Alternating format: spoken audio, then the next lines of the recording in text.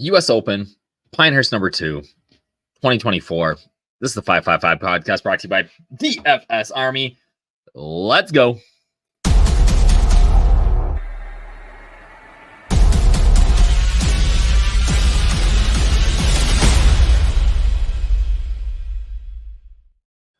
What up, everybody? It's your boy DFS up north here with another 555 PGA podcast brought to you by the boys over at DFS Army. We're here today talking about the U.S. Open. It is wild. It is Father's Day weekend. We are already at the third major of the year. After this, all we have left is the Open Championship, and the Olympics, I guess, is coming up too, which is kind of a big deal. But I've been looking forward to this one for a long time. I love Pinehurst. I love the lore. I love the history. A classic Donald Ross design. Host of The Last Stand of Payne Stewart. Pulled this off here. Great book. If you haven't read it, read it. One of the elite golf books of all time. Just really excited for this one. The course much different than when Payne played it in 1999 and won the U.S. Open. You guys might remember that from when he hugged Phil Mickelson at the end and said, "This isn't the important thing. The important thing is that you're going to be a father." But yeah, just a great history here. We've got Payne Stewart in 99, Marty Keimer in 2014, and now we get a course that is going to play really significantly different than it did in both of those years. We're going to break all that down and more. Again, if you've been with us before, you know the drill, right? We talk about 5 key stats of the week, things to look for, course narratives, things like that, favorite plays on DK and FanDuel, and my 5 favorite low-owned GPP punts to help you take down that milli maker this week. If you have a favorite low-owned GPP punt that you think is going to, make the cut, be in the mix, cheap guy that has some upside that nobody's talking about, let me know in the comments. I love to hear it. Hopefully, you guys agree with some of mine and hopefully they pan out. But if you got somebody else make a case for in the comments, let me know where you are at. If you are not a DFS Army subscriber, you can become a VIP member, 10% off for life using that code up north. That gets you access to like all of my cheat sheets. I wrote up almost every player in the field this week, talking about what I like, what I don't like, talk about lineup construction, things like that. You also get access to our research station, which has every stat you'd ever need to know. Also our domination station optimizer, which helps you build lineups with the best of them. I really think that it's the best optimizer in the game, whether it's golf, MLB, NBA, NFL, doesn't matter. Like, we just crush it every single week. And also, you become that VIP, you get the full package, you get access to our picks model. I was just looking, year to date, our picks are up like $10,000, which is crazy. That's on Sleeper, Prize Picks, things like that. So if you're not a VIP member, use that code up north, you get 10% off for life. Let's get to it. We are talking about Pinehurst. All right. Pinehurst, North Carolina, Pinehurst number 2, and there's 10 courses there. It is very, it's going to be an intriguing golf course to watch on TV. The fairway is about 35 to 45 yards wide, which is about average on tour. And then you're looking at like sandy areas or wiregrass, things like that. On there's no rough. All right. Which is always makes it an interesting test of golf. There's not been a lot of rain. It is going to be a tough course this week, and there's a couple of reasons for that, but you just have to get that in your head that the scores are going to be high. Your guy might be 4 over after the first round. That might be okay. All right. You might be all right. Whereas in a normal tournament, you're thinking, oh man, I just hope he maybe finds a way to make the cut. He might still be alive to win this thing. If you look back to 2014, Marty Keimer put on a clinic, shot -9, but he beat everybody by 8 strokes, which is ridiculous, right? Could see Scotty do something like that this week. But yeah, so you just got to sort of have that mindset when you're watching, not to tilt too early that, hey, this is going to be a tough test of golf. All right. The course is going to play tough. And we're going to talk about some of the reasons here. So one of the biggest reasons is these turtle shell greens. So actually, when I'm here, pull this ball. So like a bowl, right? The green is going to be up here, and then everything runs off to the side. All right. So if you are just a little bit off, you could be in a collection area. All right. Now, these collection areas aren't going to be incredibly difficult to get off of. The grain might run against you. They're going to be tight, but you can get up and down from them. But just consistently having those sort of issues, we could be seeing, like, again, some bigger scores, right? It's got to be frustrating, right? You got to get the ball there. And, a lot of these holes you're looking at 200 plus yards in, which is difficult to hold a green under the best of circumstances. But then you throw in those turtleback greens and you're in trouble. All right. Another thing that's going to play a big role this week that you'll see is the stimp. All right. What's the stimp meter? So basically that's telling you how fast it's a rating for how fast the greens are rolling. 13 is the beginning of the week this week. My guess is they're at about 14 right now. Likely that they stay 14 throughout the week. If we get some heat over there, they might get bad during the rounds. So 14 is essentially like if you walk into your kitchen floor, you got hardwoods or tile, things like that. That is what it is like putting on. And imagine again trying to hold the green from there. Another reason why we see some of these guys, like we're going to see some big numbers this week. All right. One thing about fast greens is that it kind of brings everybody in. All right. Fast greens sort of level the playing field, whereas like slow greens, you tend to have more skill to read the line, get it there. Like fast greens, it's a lot more. There's a lot more luck involved. So we could see sort of a weird winner this week, but I don't think that's going to be the case. We talked about the wiregrass and the sandy areas. I really think that hitting the fairways this week is going to be huge. If you're going to miss, you want to miss wide. Like you want to be way wide. All right. Because near the fairways is where the worst lies are, right? That wiregrass and the rough and the sand, you're going to get some bad lies. It could be about a half stroke penalty is what I heard a caddy say earlier this week. If you get a bad lie in one of those, like off the fairway. We saw about 55% of people hit the greens in 2014. We're looking at around 60% of fairways, which isn't crazy. Guys should be able to hit the fairways here. They're going to be able to club down, but length is going to matter. It is a long course. We're talking 7,500 yards. So you're long to begin with, but then you're going to have to lay up. You're going to have to sit back on some of these holes, put yourself at, to keep you safe, right? So that length is going to be a big thing, not necessarily because you're going to get it down there farther. Everybody's going to be hitting from generally the same spots, my guess is.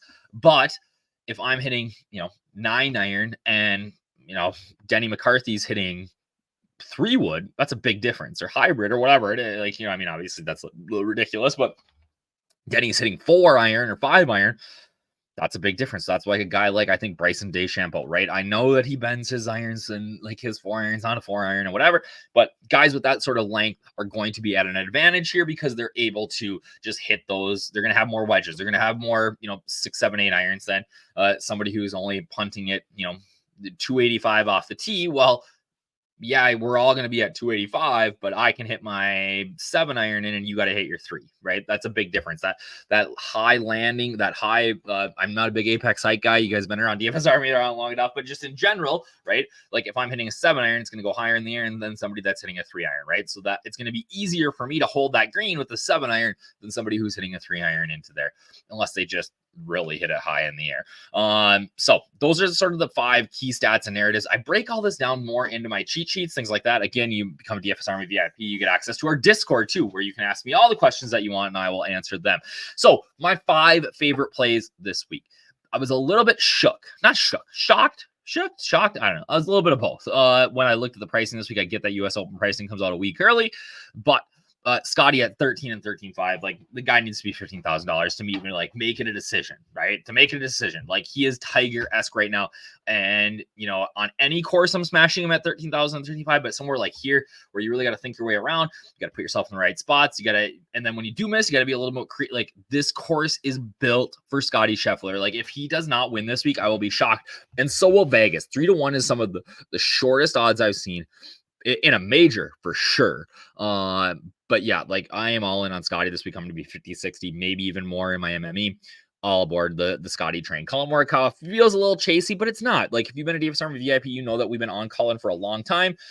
His ball striking is elite. I think he's built for these sort of tougher tests of golf. We saw it at the Open Championship, playing well at a course that I just didn't think he had any chance at that year and winning a claret jug. So I do think that Colin Morikawa makes a lot of sense here. Another guy that I thought was massively underpriced, regardless of what he did last weekend, finishing second. Hideki, we talk about short game, right? We talk about long irons. We talk about hitting fairways, right? Those 3 areas are just like smash spot for Hideki here. The concern is obviously like Hideki could pop up with a neck injury at any moment and withdraw. That's scary. But he should be high enough owned that if he does die, like if he does not die, like if he does get an injury, you're not dead. And I think we'll see a very, very, very low 6-6 percentage this week, just with how tough this course is playing. Talked about Bryson. I've done a 180, guys. I've done a 180. I'm gonna say it on the pod right now. I like Bryson DeChambeau. I want a Crushers hat. Actually, that logo is kind of sick. But I've done a 180 on him. Not only like it, it doesn't seem as fakey anymore, and his golf game has been really good. All right. We watched him at the PGA. We watched him, he's just been playing good golf. All right. So he hits it a long ways. It just doesn't seem as corny anymore. Like, I don't know. Like he just seems like a genuine, I don't know, guys. I like him this week. I think that this course sets up well for him. I talked about the length and how that's an advantage here. I think he thinks his way around the golf course well. The concern is around the greens. Like he's just not very good. So if he can hit fairways, if he can hit greens, or if it's just not as big of a deal as maybe we think it is, I do think Bryson is interesting. I don't think he's going to be very owned. I think we're looking at low single-digit ownership, which is intriguing. Another guy that's coming in at low single-digit ownership who actually is a wizard around the greens is Justin Thomas. I get that he struggled at Memorial. He probably burned some people last week, but I love this setup for JT. He's coming in under the radar. 8,900 is too cheap. He's got tons of upside here, less than 10% owned. He's a guy that I think could win and end up winning you $1 million. So I am not all in, but I'm in on JT this week.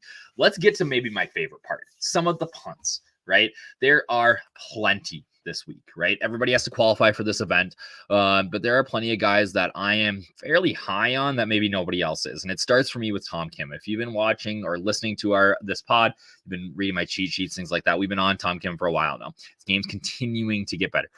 Started at the Masters, and to now it's just improved. I don't know if they ever got a mental skills coach, but Paul Tesori, who's his caddy, Webb Simpson's former caddy, was like literally on Twitter, like replying in the replies to like mental sports performance coaches saying like, hey, can we set up a meeting for me and you and my player?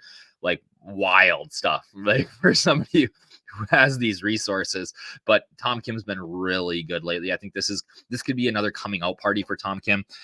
We saw it previously on the West Coast when he was playing some really good golf. He's starting to get back to that form. 7,300. I actually thought he'd be lower priced than Siwoo Kim coming in, but I am very high on Tommy Kim. So he's got all the skill set to do well here. I don't think that I'm not worried about him. Again, I think that he does everything well enough, but again, this is a US Open and crazy things can happen. And yeah, it is what it is. Siwoo Kim, incredibly consistent. He's been incredibly consistent. 6,800 is too cheap. I think you can play Siwoo Kim in cash this week. Like I'm not suggesting that really just people play cash in general because it's kind of sketchy this week.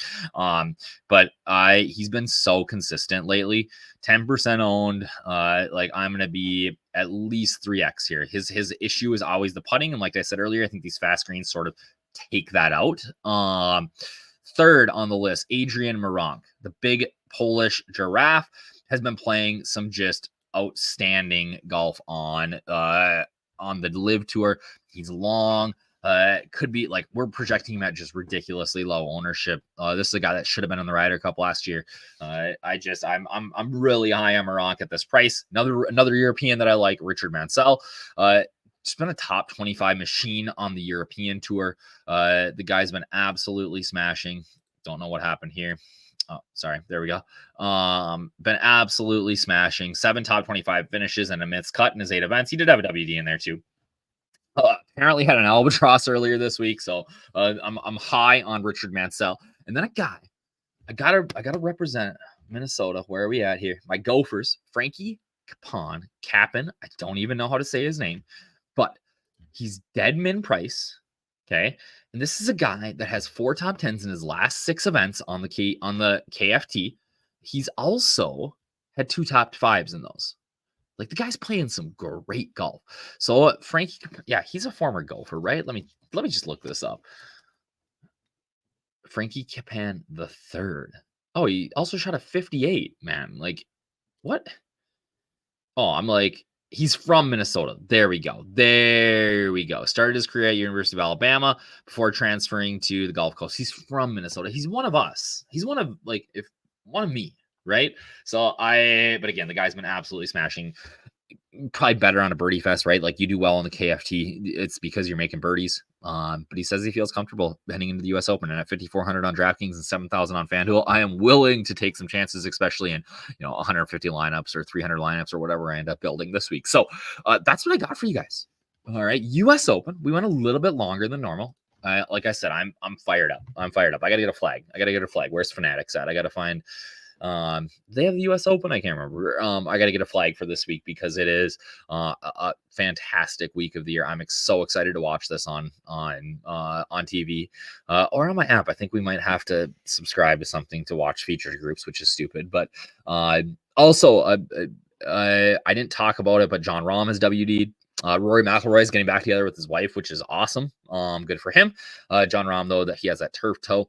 I have absolutely 0.0 interest in somebody like Dustin Johnson, or I had zero interest in Cam Smith, and that I got sucked into Golf Channel today and watched him with Johnson Wagner chipping balls, and I got sucked in a little bit on Cam Smith today, so I'm gonna end up with like 5% Cam Smith, but he's been bad. That's probably just lighting money on fire. But yeah, other guys that I really don't have any interest in. Spieth, but I mean, nobody's playing those guys anyways. Let me see here. I'm just giving you guys some little extra love at the end of this for free. Shane Lowry, nobody's really playing him. Oh, I would love Fleetwood and Cash, not in GPP. I think Will Zalatoris is interesting. He's like 4% owned. Could be a guy that has a pulse here. Obviously, I'm not playing much Xander this week. I'm playing Scotty. So that's just I'm not getting there. Like I said, I like Bryson, so I'm not getting there for that. All right, I'm rambling. If you want more info, dfsarmy.com. Use the code up north. Gets 10% off for life. If you're a DFS Army VIP, see you in the Discord. Hit me up. Let me know if you got any questions. Cheers, everybody.